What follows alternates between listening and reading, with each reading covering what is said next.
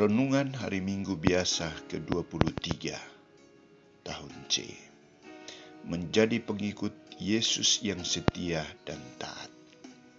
Bacaan pertama diambil dari kitab Kebijaksanaan bab 9 ayat 13-18.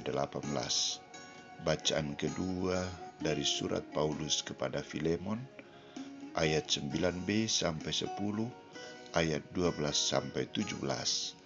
Dan bacaan Injil dari Injil Lukas bab 14 ayat 25-33.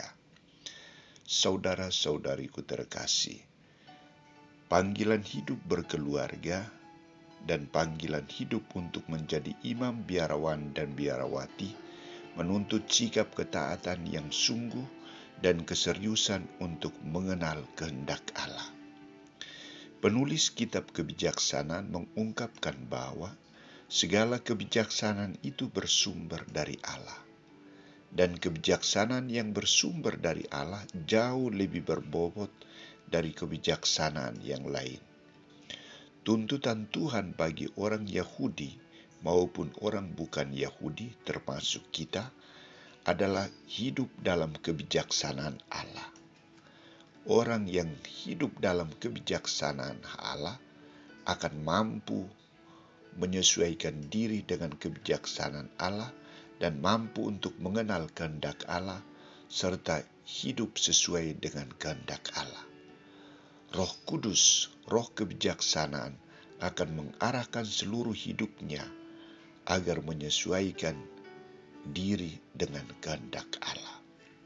Saudara-saudariku terkasih, kehendak Allah diungkapkan secara jelas dalam kisah Injil hari ini oleh Yesus Kristus sendiri kepada semua orang yang datang dan hendak menjadi pengikutnya. Ia memberikan persyaratan untuk menjadi pengikutnya. Jika seseorang datang kepadaku dan ia tidak membenci bapaknya, ibunya, istrinya, anak-anaknya, saudara-saudaranya laki-laki atau perempuan, bahkan nyawanya sendiri, ia tidak dapat menjadi muridku. Barang siapa tidak memikul salibnya dan mengikut aku, ia tidak dapat menjadi muridku. Ada dua tuntutan yang wajib ditaati sungguh-sungguh. Pertama, mereka yang sungguh-sungguh mengikuti Dia harus berani meninggalkan segala sesuatu, termasuk keluarga dan sanak saudaranya. Kedua, mereka harus bersedia dan berani memikul salib dan mengikuti Dia. Saudara-saudariku terkasih, Yesus ingin menekankan bahwa siapa saja yang ingin mengikuti Dia dan menjadi muridnya harus memutuskan lebih dahulu apakah ia telah siap untuk mengorbankan segala-galanya yang sungguh ia cintai demi Yesus Kristus. Karena harga kemuridan yang sejati adalah mengorbankan semua hubungan dan harta milik, yaitu segala sesuatu yang kita miliki, barang material, keluarga, kehidupan, cita-cita, rencana dan kepentingan kita sendiri demi Dia yang memanggil dan mengutus kita, demi Dia yang kita ikuti. Ini tidak berarti bahwa kita harus membuang semua yang kita miliki, tetapi segala yang kita miliki harus diserahkan untuk melayani Kristus dan berada di bawah tuntutannya. Artinya pilihan untuk menjadi pengikut Yesus itu tidak main-main. Tuhan Yesus sendiri menjadi satu-satunya fokus dan prioritas dalam seluruh hidupnya. Yang kukehendaki adalah kehendak Allah sendiri, bukan kehendakku. Prinsip Yesus. Tuntutan ini secara sederhana berarti bahwa kita harus mengutamakan Yesus dalam hidup kita dan bahwa kita harus berani menanggung risiko. Itu juga berarti bahwa komitmen kita pada Yesus harus sungguh-sungguh dan penuh. Kita diminta untuk tidak setengah-setengah dalam mengikuti Dia.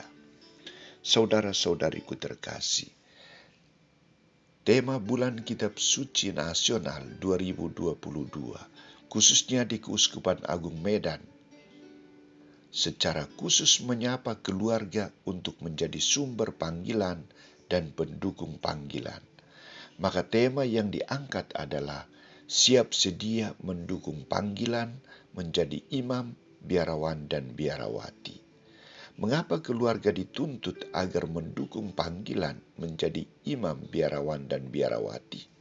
Karena panggilan menjadi imam, biarawan, dan biarawati adalah panggilan untuk mengembangkan tugas dari Yesus secara berat dan tidak hanya mengandalkan kekuatan manusia biasa, tetapi butuh campur tangan dari Allah sendiri.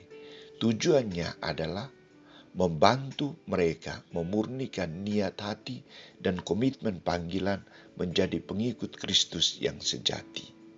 Membantu mereka, imam, biarawan, dan biarawati, menjadi pribadi yang dewasa, bijak, dan siap untuk melayani tanpa pandang bulu, serta tetap mengandalkan Tuhan dan mengakui rahasia rencana Tuhan dalam hidupnya. Dan tujuan yang lain adalah membantu agar imam, biarawan, dan biarawati menjadi pribadi yang siap mengampuni dan diampuni. Paulus mengatakan kepada Filemon, terimalah Onesimus sebagai saudara, bukan sebagai hamba. Saudara-saudariku terkasih, mari kita berjuang lagi untuk menjadi pengikut Kristus yang baik, benar, dan berkomitmen sungguh-sungguh, dan mau berkorban, bukan pengikut Kristus yang menurut bahasa orang Batak, ece-ece, moco-moco, atau pengikut Kristus seperti sopir tembak. Kita berjuang agar kita sungguh-sungguh menjadi pengikut Kristus yang baik dalam menjalankan tugas tanggung jawab yang diserahkan bagi kita. Semoga